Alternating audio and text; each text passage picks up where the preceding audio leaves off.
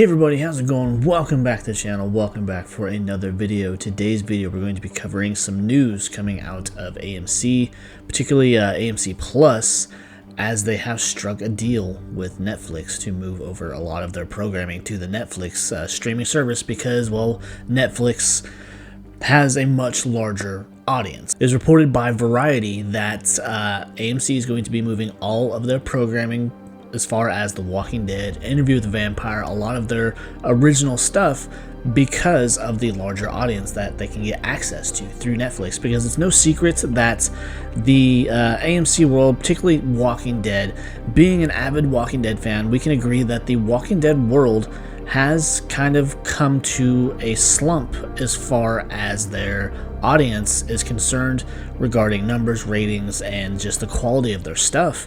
And with The Walking Dead, especially Daryl Dixon, Dead City, those particular shows, they have seen that with their programming only being accessible through their streaming service, that they are not reaching the audience that they would like to reach, and they don't see the numbers that they'd like to.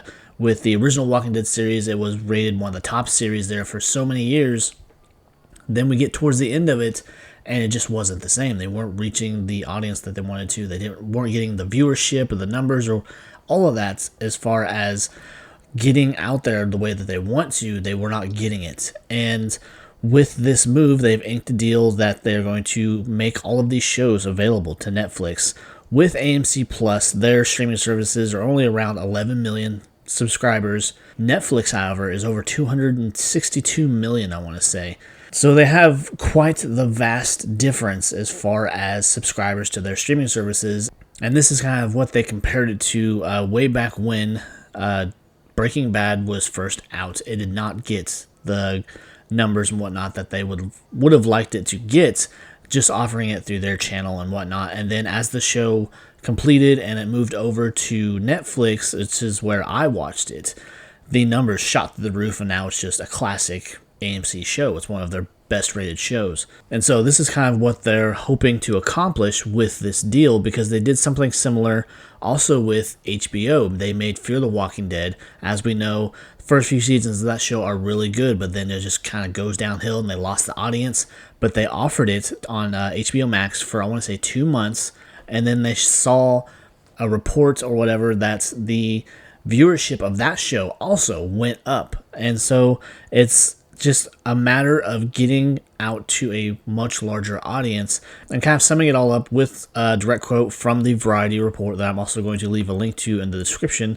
But it says, AMC is hoping that by tapping into Netflix's humongous audience, compare AMC's 11.5 million paid streaming subscribers, Netflix's 269.6 million, the network might be able to bring mass attention to a lesser yet critically acclaimed series, say the Breaking Bad effect, which is kind of what I basically just said, that they want to bring new life to these series and get the audience back, because we all know that as Walking Dead progressed over the years, as we got the other spin-offs and introducing new characters and whatnot, it just was not bringing in the numbers that they wanted to see. And with certain storylines with the flagship show, it really basically chased away a lot of their viewers. When we lost Glenn, when we lost Abraham, that was a very traumatic story arc for the series, and people walked away from it after that. And even before then, people were walking away from it because the quality of the story, and there were avid Frank Darabont, who was the showrunner for the first 2 seasons, was let go.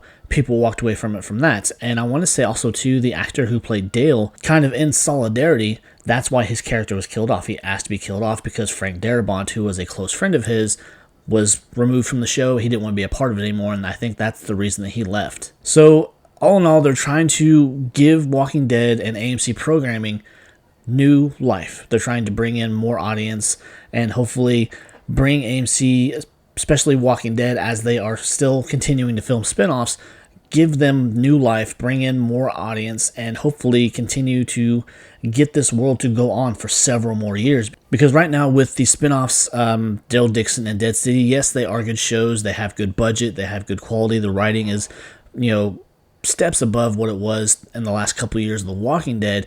It's still not getting the audience that they would like. It's still not the best ratings in the world, but yet we're still getting these confirmed additional seasons even though it's not as popular as they would like it to be. But also I think the whole kind of motive behind all of it is to continue to make money off of this, because they don't want to let this world die.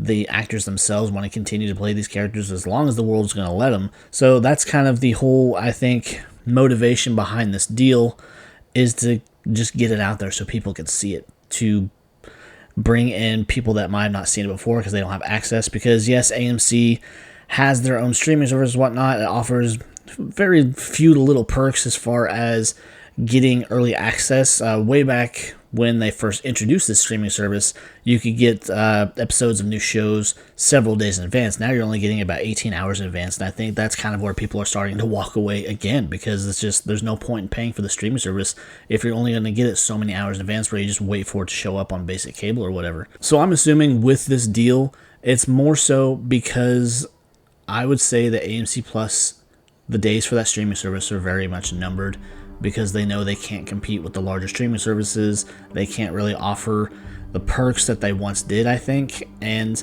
with all of that, they're just trying to save these shows and save these universes, keep them going as long as possible. So I would say that AMC Plus, we're probably not going to have that around much longer, and then we're going to lose on the little bit of perk that we have. But all in all, I think it's kind of a Hail Mary, because they just want to do what they can to save these shows, to get their particular brand of programming out there so other people can see it that might not have seen it before. But anyways, that's just a quick video I wanted to do about this new deal. I will leave a link to the article in the description below so you can read it for yourself. But if you enjoyed the video, be sure to leave a like, leave a comment, and of course subscribe to the channel if you want to keep getting content just like this. But until next time, guys, take care. Bye.